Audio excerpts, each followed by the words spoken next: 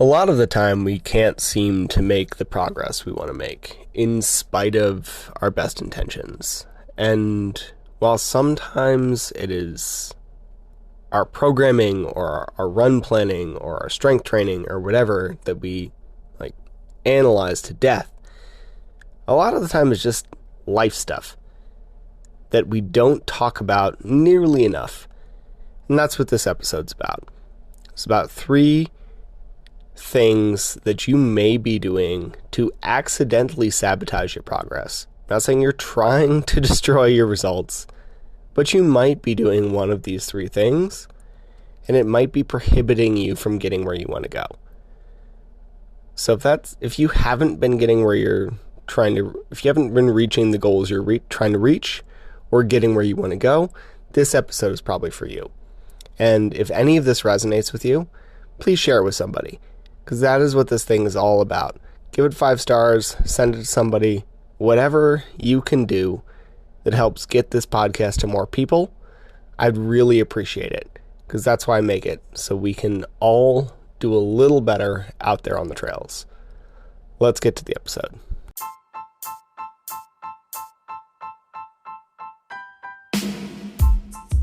Welcome to the Eat Well, Sleep Great, Run Far podcast.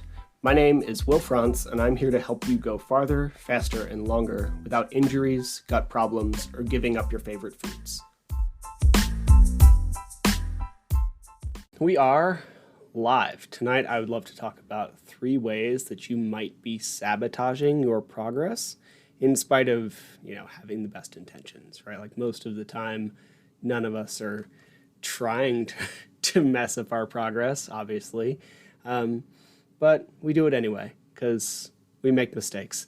And I think one of the biggest issues is that the things that I see people do to sabotage physical progress often have very little to do with their actual plan or the program they're following or whatever.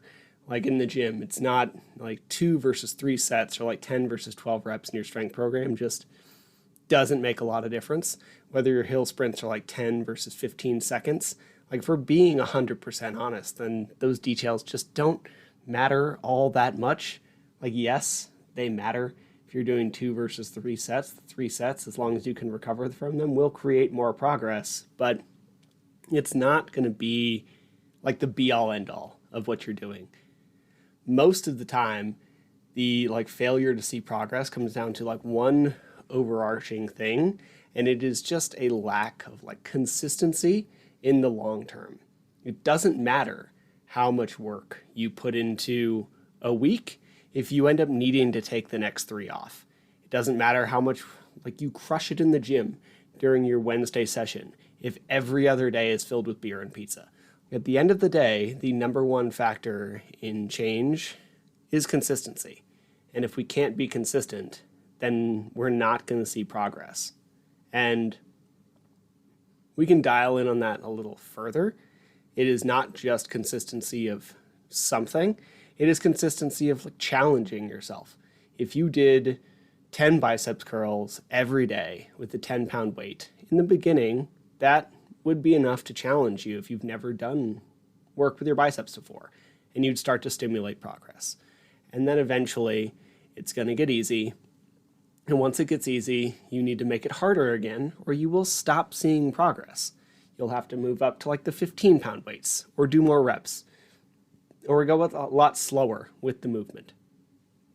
But consistency is what is going to lead to that being easy. Because in order to make progress, you have to do enough total work to create change. And if you do work only once a month, then you will never actually create adaptations to that work you're doing. And this is one of the primary reasons why going too hard is such a problem. If you're trying to get stronger legs, a lot of us want stronger legs because we run on them for hours a week. So you go do squats Monday after work, and it has to be challenging, so you load the bar as heavy as you can. It's called 200 pounds for 10 reps. And those last couple reps weren't always the prettiest, but you got them done. And you do 5 sets of that. And on the last set, you actually had to have like your friend help you finish it and get it back to the bar. And you know you did a good job because your legs are really sore. And in the next day, you're so sore, it like hurts to sit down in the toilet and you almost have to like crawl up the stairs to work, but you did it. But then they're still sore on Wednesday and Thursday. And they don't really start to feel better until Friday. And in the meantime, you had to skip the gym on Wednesday because of how sore your legs were. And then come Monday again, you talk yourself out of going to the gym because it sucked a lot. Like going that hard hurts. So you talk yourself out of going to the gym, and kind of the same thing on Wednesday. And then 2 weeks later, you finally go back and do it all over again. And this time you actually tweak your back. So this time you're out for like 3 whole weeks. In that scenario, you squatted 10,000 pounds of total weight, which is 200 by 10 by 5 sets, twice in 2 weeks. You suffered a lot and you got injured. Now, if we imagine another scenario, like where you do 12 reps of 150, still hard, but it doesn't feel like you're trying to kill yourself. And at this more appropriate weight, you can make your form perfect, meaning you're, recruiting more of the muscles you want to recruit and fewer of the wrong ones, like your back. And at the end of every set, you might even be able to do 1 or 2 more. You do 3 sets and you call it a day. And you wake up the next day a little sore, but fine. And then you don't miss your Wednesday workout because you're not wrecked. And you don't dread it the next week, so you don't miss those either. And in that scenario, instead of squatting 10,000 pounds every 2 weeks, you squat over twice that. It was like 20,800, I think. Because you didn't get injured, and you didn't get hurt, and you didn't push yourself to the point of hating it. And you probably actually notice some progress along the way. Because if you squat that much, that heavy, that well, you're probably going to add a rep or 2 or add a little change plate by the end of those couple weeks. You'll see progress. And that comes down to consistency and why overtraining is such a problem for consistency, because it keeps you out of doing what you need to do. Consistency matters more than anything else we talk about. So today, aside from overtraining and whatnot, here are 3 big reasons I see people fail on consistency, every day. And they're not 3 that we talk about a lot. One of them is just being too nice. I see this a lot from parents. The classic example is moms, but it's often parents in general. Parents put themselves, put others, their kids, their spouse, whatever, before themselves all the time. And while this is really kind up to a point, it can also have huge negative effects, and not just for you. I want to start with a stupid example here that came from my life a week ago. You come up to a 2-way stop, you have to stop, the person across from you has to stop, but the cross traffic does not stop. And you see someone coming down the road perpendicular to you. He does not have a stop sign, but he stops anyway, and he waves you through. He tells you to go. This happened to me the other day. I was on a bike. I'm sure he thought he was being really nice. And it was shortly after a friend of mine got hit by a car, so half of me was really grateful that not everybody is a murderous dickhead, right? But on the other hand, I was kind of pissed because it made it so much worse. I had already stopped. I had already unclipped. If he had just done what he was supposed to do, then we could have both, if he had stopped trying to be too nice, then we could have both just moved on with our days. Instead, we sat there staring at each other for 15 seconds, confused. And I see parents do some version of this all the time, where it has negative downstream effects, because the most effective way to lead is to lead by example. And whatever you model, your children or people who follow you will often learn.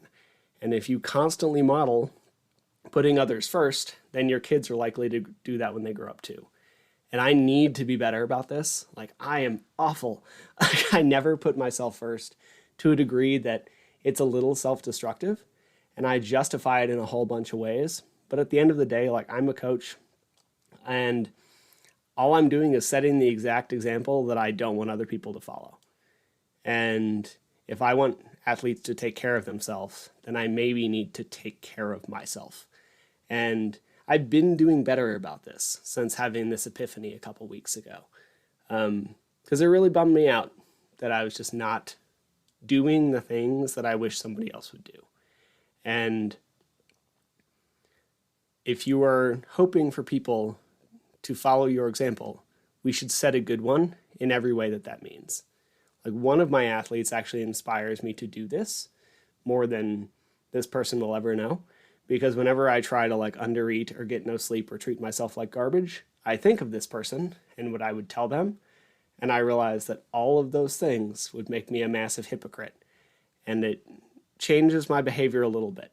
And I just wish we would often treat ourselves as good as you'd like your favorite person to treat themselves. Which brings me to number 2. Stop pursuing unrealistic standards that are going to lead you to hating yourself or being frustrated or whatever. Melissa, yep, I've only been putting myself in front for the last year and a half. My kids even tell me that. Exactly. Thank you. It's really nice to hear that from, a mom. And I'm really glad you're doing better on that point. That's awesome. So, number 2, stop pursuing unrealistic standards that are going to lead to like nothing but frustration, right? First, let's talk about push-ups. So many people I know are terrible at push-ups, and for good reason. They're hard, man. Like they're hard.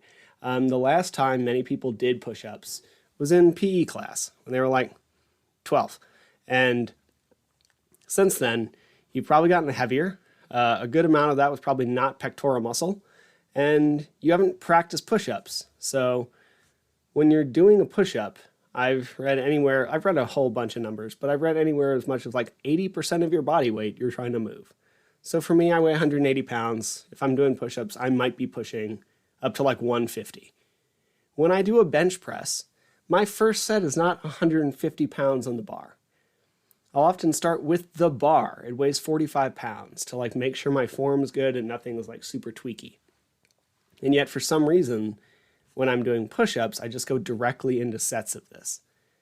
And I think it's because we have this long history with this movement that we expect it should be easier than it is, but it's not. If you wouldn't happily push like 80% of your body weight on a bench press, then maybe we should set some different standards. And without judgment, if I could ban one like piece of language from the fitness lexicon, it would be girl push-ups. If you didn't know, a girl push-up is a push-up on your knees, and I hate that term more than like anything else in my industry as far as like language goes. Because if you one, it's sexist. Like, I hope that goes without saying, that I find that really bothersome. But more, like most men, because it's always men, I see get very judgy about girl push-ups. Could probably use to do some. I see their back sag, their core control sucks, they don't go all the way to the floor. They're bad at push-ups, but we don't practice an easier version because it makes us feel bad. And then again, like also, if you're going to do a downscaled version, you should elevate your hands. This is just coach me, this is not relevant to the point, but like if you're on your knees, the lever's shorter so you don't actually get the core control. You should like pick your hands up so you actually have to create the plank and like get better at push-ups. Anyway, knee push-ups are fine. That's how I learned to do them many, many years ago, or relearned when I was 20, but it would be better if you elevate your hands and slowly like move down to ground. Anyway, same with running. I hear people often say like, I'm so slow. And there's often a pretty good reason for that. Like, how much do you run? How often? Do you do a bunch of speed training? Like, how often are you in the gym trying to create power? How long have you been running? Like, so many athletes compare themselves to their friends, like people who've been training hard for a decade. And then I have others who compare themselves to their like college athlete selves, even though that was like 20 years and 2 kids ago. Like, you're slow, it's okay. You will get faster with time if you do the training, but it takes a while. Like, one of my favorite quotes is, most people overestimate what they can do in a year and underestimate what they can do in 10. And it's very true. And it's true on like every scale. Most people overestimate what they can do in a month and underestimate what they can do in a year. And like a year ago, I could barely run 2 miles and I was really frustrated. at the slow progress I was making on this new sport. And a month from now, I am pretty certain that I'm going to cross the finish line of a 50 miler. And it's going to be slow, but I'm going to finish. And now before we move on, I would not recommend that progression to everyone. I have a long strength training background that helps prevent stress fractures, but my cardio is terrible. And now it's better because this stuff takes time. You will get better. Kipchoge just set the world marathon record. He's 37. He has been running for over 2 decades. 2 decades. And he keeps getting better. The timeline of this sport is long, not eternal, but long. So if you love it, settle in and get into the journey. Doesn't mean you shouldn't have drive. I love the drive. I love that we want to get better. I love that we want it to get faster. It's one of the things attracted me, this community, this dopamine. I want it now. In fact, probably yesterday. And I relate to it really well. But we need to be patient. And doesn't mean you need to like it. I heard something from Alex Hormozy, and he wasn't happy about how fast his business was growing at some point. And he was even more frustrated that he was unhappy about it because he felt he was being impatient. But his wife Layla pointed out that he's actually very patient. He wanted progress to be faster. He was pissed about it.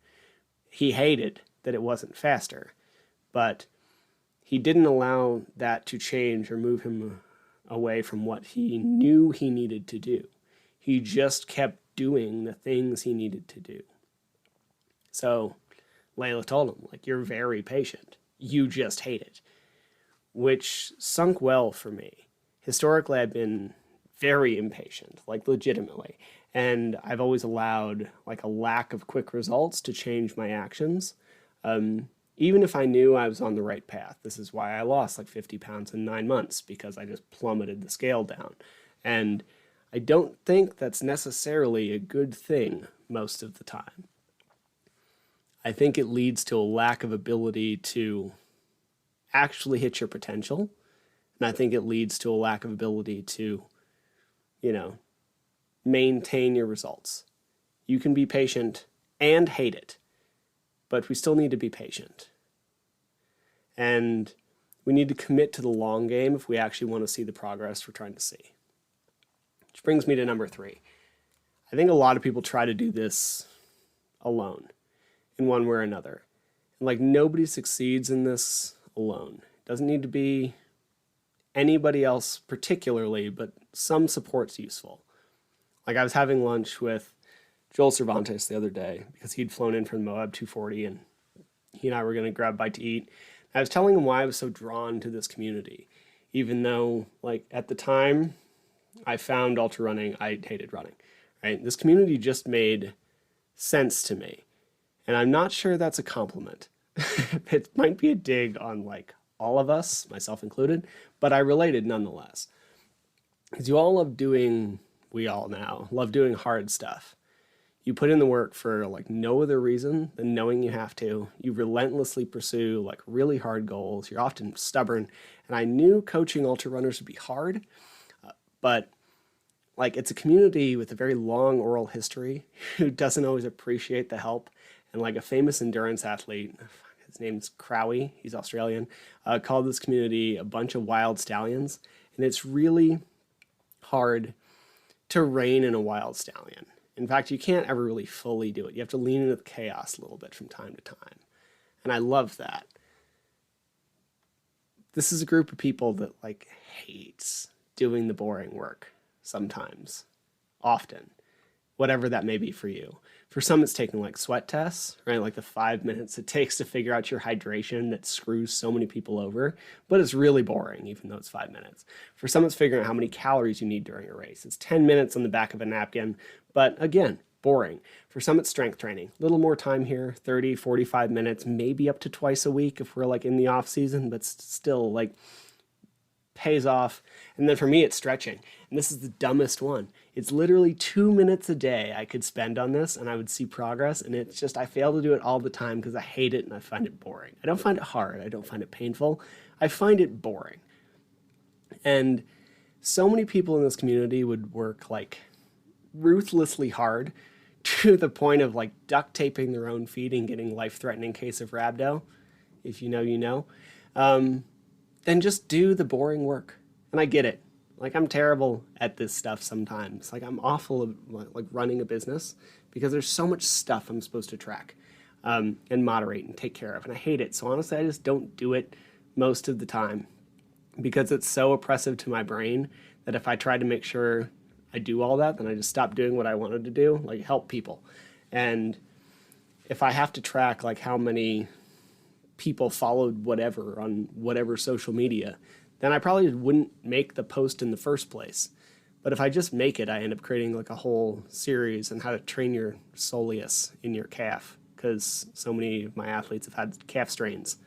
And I'm actually pretty proud of that one. If you want it, it's on Instagram somewhere near the top. It's pretty recent. But we could also just ask for help. And like, if we don't ask for help early, this is another thing I see that's a side effect from this. We often ask for help too late. Like, some of these races should take 6 to 12 months to train for. And that's if you already have a pretty solid base under you. And I'll have athletes message me like 2 months out from a 100-mile race in at least a mild panic because their training hasn't been going to plan and keep throwing up. They just don't think they're going to hit their goal. And at that point, yeah, you might not. And I can try to help, or somebody else could try to help. Like, any coach can try to help with 2 months' notice, but the hay is mostly in the barn.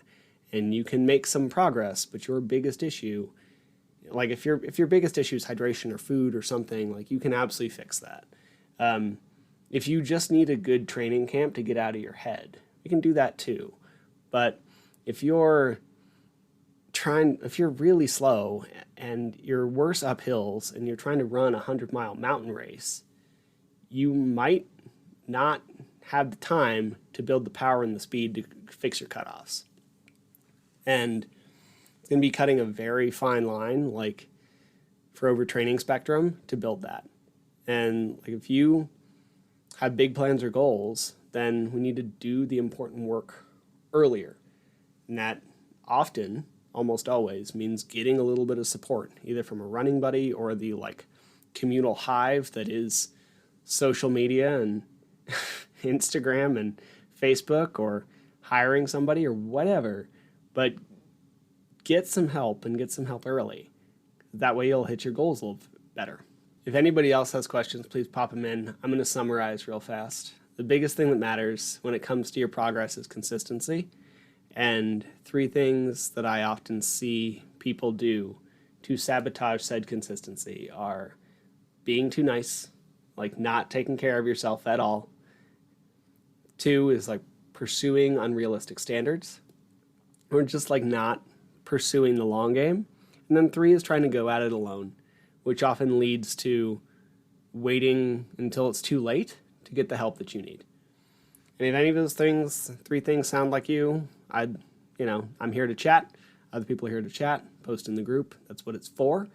And if any of this resonated with you and you think someone else might benefit from hearing it, I would love if you shared it with them. That's why I do this, so that more people can like join our little trail and ultra running nutrition community and learn and benefit, and we can all like create this helpful space so that we don't end up deeply in number 3. I see no more questions. Thank you all for watching. I will get this up as a podcast episode shortly. Y'all have a great rest of your night. Thanks. Thank you for listening to the show. To be clear, I'm not a doctor nor a registered dietitian, and nothing you heard was medical advice. You should always speak with a qualified medical professional before making any changes to your training regimen. If you enjoy the podcast or found it useful, please take a couple seconds to give it a rating or share it with a friend. Every little bit helps. And if you want more of this information, Please head to the Trail and Ultra Running Nutrition group on Facebook. You'll be in good company with other like-minded people who like to do hard stuff outside.